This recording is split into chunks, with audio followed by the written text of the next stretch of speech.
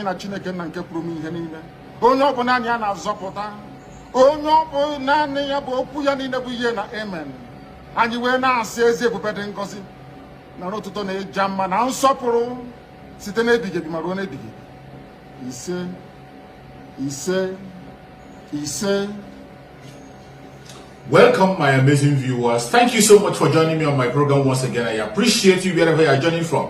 If you have not subscribed to my channel, please kindly subscribe to my channel. Click the notification bell so that you're notified each time I upload a video. You will be among the first to receive it. Thank you so much and remain blessed. If you are joining me from Africa, Asia, Europe, America, Australia, or any part of the world, I thank you very much for your contribution. Please, each time you watch my video, go to the comment section and put down your comments. That is almost 24 hours. It is difficult, but I'll tell you, P2B is normal almost 24 hours. It's one of the richest Nigerians, and so it's not stupid to make money. I don't think he's gambling, but I want to believe that he's not gambling with political process. He's not just gambling. The lives of his people are involved. The lives of Igbos are involved in this process. So why I'm saying this is that 1966, a group of army officers in Nigeria, Nzogu, Hassan Usman Kastina, Ifajuna, Onwatuogu, not only Igbos. It was later that people, because the coup failed in Enugu, because Macarius was visiting. It was the same day that the coup happened, and they couldn't take off Okpara because he was with a foreign president. And it appeared later that it was an Igbo coup. It wasn't an Igbo coup. That coup was set up to stop Ahmadu Bello, Okpara, and Akintola, whomsoever was the governor in premier in Western Nigeria, because the country was moving further and further apart. It was because of that that Abu Ironsi put Decree 34 that is centralized Nigeria, which is what the North is profiting today. That was the aim of the coup. But what was that problem that led to the program? My parents were living in Kaduna. Igbo women in the market started singing Ewu Nebakwa, Ewu Nebakwa. As a Christian, I have to say the truth. What does that mean? Well, they were acknowledging the fact that people have died and Okpara did not die. So every day in the market, they will be singing Ewu Nebakwa, Ewu Nebakwa. And that's how the program started, from the program to the Civil War. In 1983, one of the most prominent citizens of this country, give me some time, it's very important for people to know, because I'm essentially in this interview addressing my people, not the rest of Nigeria. In 1983, Alhaji Shehu Shagari made Dr. Alex Ekweme his vice presidential candidate as a means of bringing us into the mainstream of Nigeria. Not only did he do that, he pardoned the Ojukwu, and he came back from Ivory Coast and joined MPN to enter into the mainstream of Nigerian politics. The elements that were anti, those in the military who did not believe no victor, no vanquished, led by this president, current president, they did a coup in 1983 December, removed Shagari from office. Look at the brilliance, and I tell you why. Because 3 months after that incident, 2 Shagari's children were involved in a ghastly motor accident. One of them died. A month after that, late Dr. Shubho Kadibo, I live in the same street in Enugu with him. He came down to me, said he was organizing a private plane to take him to go and console his former boss, that he would want me to join him. And this is the first time I'm saying this publicly. And the next day we flew to Sokoto. When we got to Sokoto, they told us that he's gone to Shagari village. So Chuba called in the Sultan, the grandfather of the present Sultan. He provided a vehicle for us. We went to Shagari village. Spent almost an hour and a half with Shagari. When we were going, he called us back. He said, Chuba, he said, sir. He said, Dan, I said, sir, I lost my presidency because of you people. And Chuba turned and started looking at him. He said, no Igbo man can be president in this country if we don't go back to put the former Eastern region together and Delta. That we have to have a constituency that the rest of the country will take serious. That the hatred on our people is so much that we have to start looking inwards. Let us go back and reconcile with our minorities. That's why Ojukwu formed the Nigerian People's Movement in my house in Enugu, and we made Shekwa Sokoria chairman. It happened. So since then, I prayed God that Shubho Karibo would have been alive. One of the most brilliant and courageous Igbos that God just took death took away. That happened. It did not stop there. went to Jos to run for presidency. The same conspiracy. So we just overthrew him. How can we make him president? And it was convenient for them to push it to Obasanjo. Second time, they stopped us. So things have happened to show us, short of killing us, which is what they are now doing, that there is a time for everything. It's yet not our time. Let us internally organize ourselves. If the money we are spending developing other parts of the country, we put it in the southeast, we will be a mini Japan or a mini Taiwan. Let us come back home and look at our people. This gambling of presidency, they will not give it to us. It's only when Nigeria is in trouble and they need serious governance, they probably will start thinking, oh, Igbos have a contribution to make. But today, we have a serious alternative in Atiku and Okowa. They can make this country develop positively, be inclusive, which Peter Obi, in fact, acknowledged nationally that Atiku will, reintegrate this country seriously. So this is why majority of my people are supporting him. But the question is, if Peter has an agenda we don't know, let him tell us. Because we don't want him humiliated. Because if you humiliate him, you have also humiliated most of our people. We want him to sit down and explain to us if there are arrangements he has made. Look at the corridors Tinubu built. After leaving governorship in Lagos State for 8 years, since then he's been building corridors, Buhari failed election on 3 different occasions until he built a corridor with Tinubu and won. Which corridors have Peter built? You cannot be an Igbo president. You have to, the corridors you're building will be seen by everybody that it is possible for you to put, a positive trail in what you're doing. We haven't seen that. But I pray, like I said, if he tells us the information he has that we don't have, I'll ask my people, let us support him. But for now, if he doesn't do that, any vote for him is a vote for Tinubu. All right, let's take a quick break at this point. Chief Dan Olase will come back to continue the conversation. After this break, stay with us. We'll be back.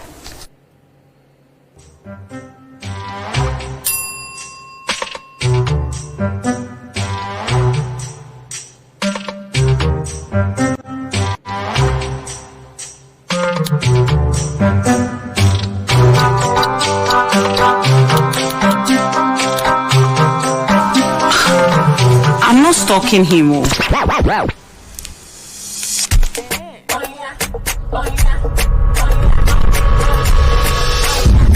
about to serve better breakfast. Buy any monthly data plan and get up to 5 gigabytes free to use on social media. Airtel, the smartphone network. Wake up the champion in your child. Give them energy to go further. Milo Active Go and the natural goodness of malt, milk, and cocoa helps wake up the champion in your child. Milo! The first edition of the Nigeria Broadcasting Awards is here. For participation and sponsorship information, follow our social media handles at TNB Awards on Facebook, Twitter, and Instagram. Powered by the Broadcasting Organizations of Nigeria. All right, many thanks for being there. It's still Kakaki, the African Voice. We have Chief Dan Olase here with us in the studio, former PDP chairman in Anambra State and a political analyst. He has been speaking to us on issues concerning the 2023 presidency and the political situation concerning the Southeast. Chief Dan Olase, let's find out from you the capacity to reunite Nigerians. Let us ask, how much love does Atiku actually have for the Igbos? Well, like I said when I started this interview initially, I said Peter Obi did the summary for him, and I wish you people could play back with him standing and saying that Atiku will be the greatest unifier in this country. That nobody. And part of the reasoning was that after the war, we were given £20. And our people were selling properties here and there to try to import. Which war are we talking of now? The Civil War, you mean? The Civil War. After, I'm trying to tell you, the reference why we take Atiku very seriously. At the end of the war, he was a senior customs officer. I knew the person Atiku before I met him one-on-one when I was chairman of PDP in Anambra State. I met him one-on-one first as vice president of Nigeria. He invited me about 2 or 3 times to his house for when problems were developing between him and Obasanjo. He invited me and was very objective and honest about it.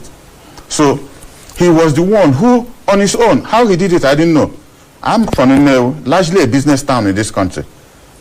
Before they started building industry, they do heavy importation. Every word in Anambra, in Nnewi was Atiku. If you have problem, you go to Atiku, he will help you solve it. As a result, when he came out as vice presidential candidate with Obasanjo, if I tell you the amount of money my people put into that election, you won't believe it. As a thank you to what he did for our people when they had nothing, when they were nothing. Because somebody gave us 20 pounds in this country. And that's what Igbos used to be where they are today in this country.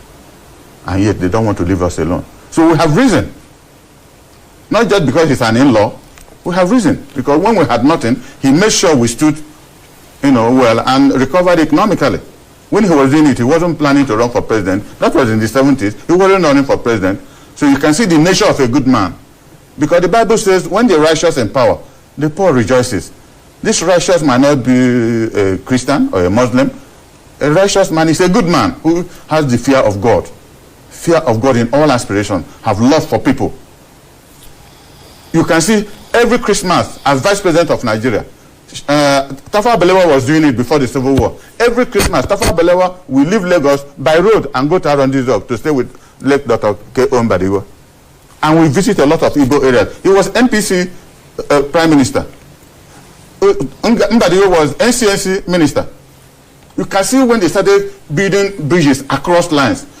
Atiku Abubakar, as Vice President of Nigeria, we leave Abuja every Christmas, come to Orifite, Emeka Ofor's house. We go there to stay and talk with him. We spend at least 2 weeks of the Christmas into New Year. We do it in Igbo land. That shows love. That shows appreciation. He is married to an Igbo woman, married to a Yoruba woman. So he has interest in all parts of this country. So I don't see what else I will prove to show why my people love him. We love him because he's an honest man, very objective man. He has nothing hiding anywhere. We are talking of election. Tinubu has not visited the Southeast. Not in primary, before primary or after that. He's not interested. Instead, he's a deputy, his vice presidential candidate said that Peter Obi will be an Igbo president, not a Nigerian president. What an utterance for people, somebody to make. He shows you the inner thinking against my people. Why must he say that Peter Obi will be an Igbo president? Why makes that kind of statement public? This is a man who harbored and developed Boko Haram. Boko Haram leaders were caught at the State House of Borno State in Abuja here, and nothing has happened. Nobody has questioned him. But he has denied that he harbored or he has anything. But did he deny that the person, that EFCC did not arrest the person in his lodge? He didn't deny that. He didn't deny that. The man, the government, the police in this country arrested the man in his lodge. Did he deny that? When the Boko Haram started, when he was governor in Borno State, he should tell us how it started. Why up to today, it's now a good business in this country. That violence has spread everywhere. What will they use when campaign starts next month to tell Nigerians why we must vote for them? Instead, it's certificate racketeering from one certificate problem to another. That's what we are seeing from APC. All right, Chief Ulasi, we have to go back again to, the strategy of the PDP to win the elections in 2023. No doubt, the PDP has some work to do. The settling of Governor Wike and Atiku is still ongoing. It was on the papers this morning that PDP had postponed indefinitely its plan for a NEC meeting. So there's no doubt that there is some kind of stalemate in the party in terms of settling these two people. How is the PDP working towards making sure that everyone who's aggrieved is, consoled and reunited with the party so everyone can be on the same page ahead of the elections? I'll tell you something. People might not know that I did not support Atiku at this primary because the Southern governors made a declaration that they want a Southerner to emerge in the two major political parties. And when I looked around, I said, who is a serious candidate that can win? I supported Wike. With 2 or 3 governors from the Southeast, we supported Wike. And you can see how he performed. Most of the candidates from the Southeast, some had 1 vote, some 2 votes, some had nothing. So my theory was right. That is an Igbo boy Ohaneze has 7 states as Igbo states. The 5 core Igbo states, Delta, Asaba, and Abo area, and then the whole Ikwere, they're all Igbos. So for people in the southeast, Ifeanyi Okowa is an Igbo boy, Mwike is an Igbo boy. So I was voting based on that belief. But as soon as the primary ended, I said no. I'm a party man, a credible candidate, a believable candidate has emerged in person of Atiku. And eventually he took another Igbo person as his vice presidential candidate. That our people must give him support. That is why we are supporting him. And I had told 1 or 2 friends of mine who seriously supported governors that we must bring him back. He should be a party man. I've seen the statements he made that he's a party man, he would do this, but his utterances in recent time is nothing to write home about. You know, for you to want to be presidential, you must have some decency in what you say publicly. I don't like, you don't just talk anyhow. This is a country that belongs to all of us. If you want to lead the party, you have every choice to do, but don't run down the party that gave you power. That is why I quarrel with those who leave our party and run into it. You be governor for 8 years in PDP, a speaker for 8 years, and suddenly you wake up in the morning and you abandon PDP and run into somebody else. What will you be telling them? That was the reason why you left. You look for something, you don't get it, it becomes a reason for you to leave. Okay, from local government chairman to chief of staff to minister to governor, PDP, we have done a lot more for him than he will ever do to us. So he should count his blessings, the pros and the negatives, and see which one is positive. Let him thank God for what we have done and join the party to deliver Atiku. Because that's the only way we can stop APC. It will be tragedy for this country if, because of internal misgivings that are not serious, APC government wins again. It will be tragic for this country. I'm not part of those who believe in, who say, had I known. No, I want to know today. Tell me. That's why I told you, my governors and some legislators, call Peter, let him tell us how he will win. If it's not positive, you have to make public announcement that this is not feasible. We don't have to put our people into serious problem because we already have insecurity problems in our place. We don't have to have problem of people running away from Lagos to come back home. There's no place they're going to run to. So we have to be positive and not honest about it. So that's how I look at it. Have you reached out to the governor of Rivers State since you supported him? No, I've not spoken with him. I saw him last, more than 5-6 years ago. You won't believe it. I'm saying it on network. I've not the last I saw him, my good friend, former governor of Gombe State, Dan Kwambo, was running for presidency. He called me that he knew I had relationship with people in Rivers because of my friend, Dr. Peter Odili. I said yes. So I moved from Enugu, joined him in Port Harcourt. We went to Yenegua, came back, and that's where Wike saw me for the first time. He calls me Ogadan. That's how he calls Chief Dan. Thank you for all the things you have been doing for our party and for me personally. I used to have his number, but after my kidnap, I lost my phone, so I haven't called him. He hasn't called me. But I reach him through my governors, who are his close friends. I reach him. I send messages to him. So even without contacting him, you still supported him during the presidency? Yes, I supported him. Because I didn't have to see him. I believe that if there was no other core person from the southeast running for presidency, and they said the presidency should come to the south, that he was the next Igbo man who declared to run. That was the basis of my supporting him. And if you go to Port Harcourt and see what he has done, infrastructurally speaking, then he's positive. He has done something you can make reference to. Like if you go to Adamawa and you see the university Atiku built that all Nigerians are enjoying, it's a reference point. It's a reference point you can make. All right. There's also a campaign for the national chairman of the party to be removed. All of this to placate Governor Wike. We cannot deny the fact that over the years it's been obvious that Wike is a formidable force in the PDP and a strong personality in the PDP. I know I've heard you say that he's a brave and courageous man and he's able to face, any kind of adversity.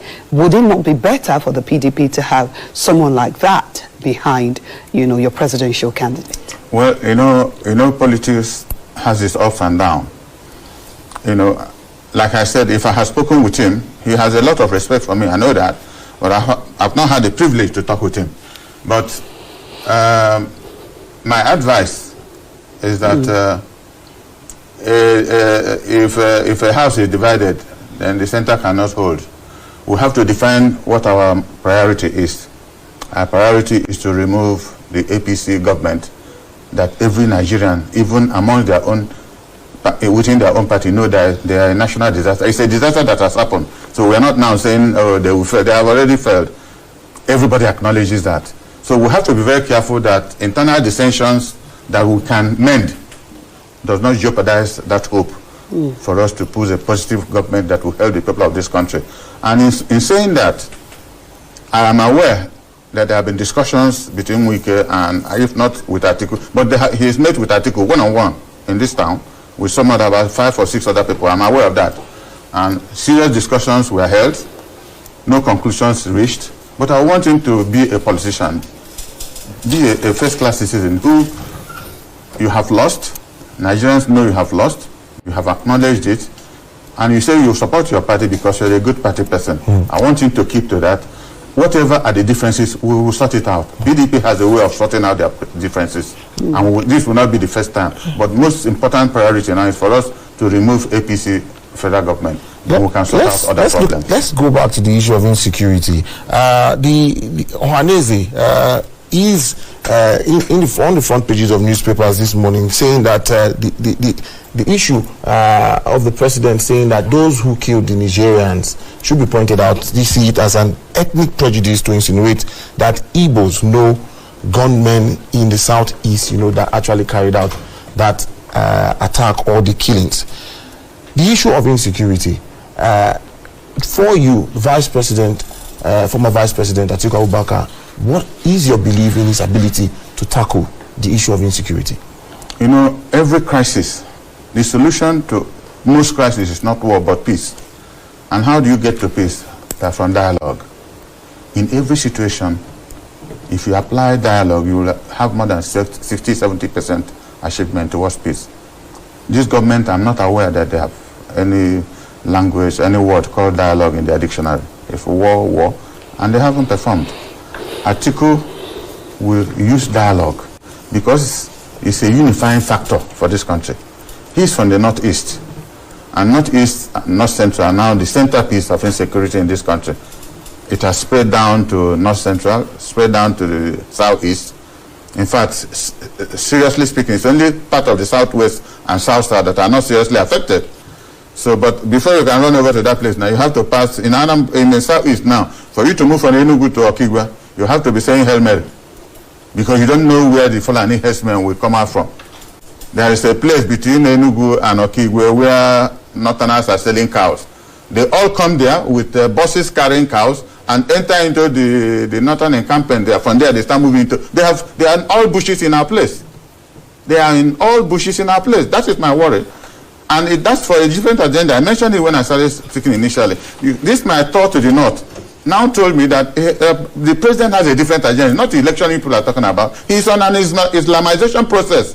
That's an allegation. It's not an allegation. I'm telling you, the processes are clear. Why is it that it's only in Benue Plateau and Southeast that there is the highest number of herdsmen killing people? Well, still in the realms of and the government has not for one day condemned the herdsmen. Do you remember that? The federal government of Nigeria has not one day. Instead, Shehu, one of his media assistants, will be warning governors.